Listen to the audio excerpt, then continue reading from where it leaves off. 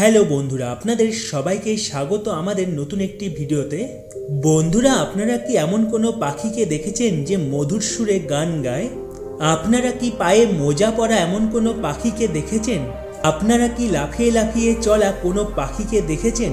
আজকের ভিডিওটিতে আমি আপনাদের এমন কিছু পাখি দেখাবো যাদের দেখে আপনারা চমকে যাবেন, কারণ এর আগে আপনারা এই পাখিগুলোকে কোনোদিনও দেখেননি। এই পাখিগুলো এতটাই দুর্লভ যে খুব কম মানুষই এদের দেখতে পেরেছে, কিন্তু আপনারা ওই পাখিগুলোকে দেখতে পারবেন আজকে আমাদের এই ভিডিওর মাধ্যমে। Number 1, kakapo. কাকাপো নামের এই পাখিটিকে অল প্যারটও বলা হয়। এর কারণ এই পাখিটিকে দেখতে প্যাঁচার মতো, কিন্তু পাখিটির গায়ের রং টিয়া পাখির মতো সবুজ।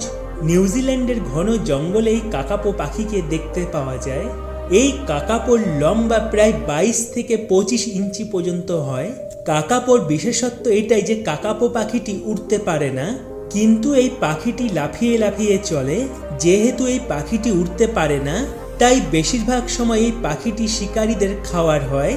আর এই পাখিটি এখন বিলুপ্তর পথে, কারণ একটি রিসার্চে দেখা গিয়েছে যে আর মাত্র 211টি কাকাপো পাখি আমাদের পৃথিবীতে বেঁচে আছে।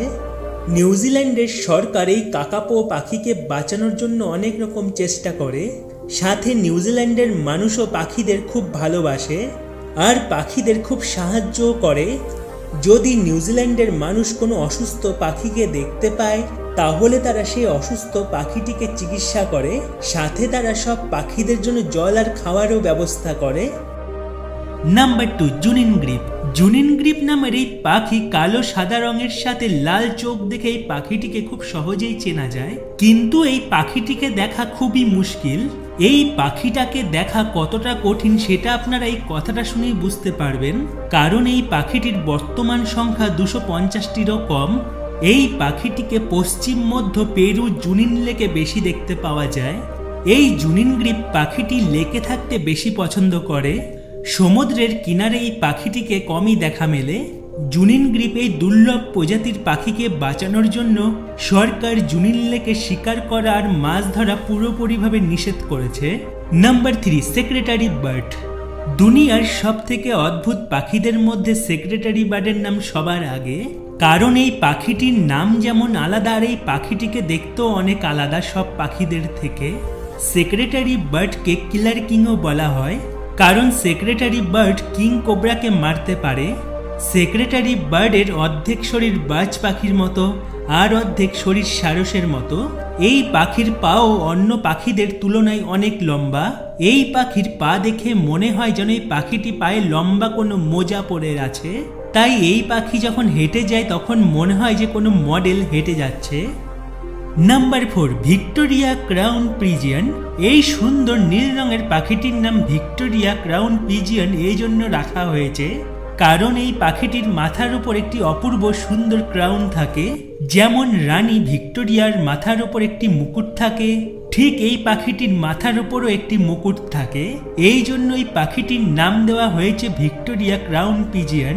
তো বন্ধুরা, আমাদের ভিডিওর শেষ পাখিটিকে দেখার আগে আপনাদের কাছে অনুরোধ, এই রকম সুন্দর সুন্দর ভিডিও দেখতে আমাদের চ্যানেলটি সাবস্ক্রাইব করে নিন।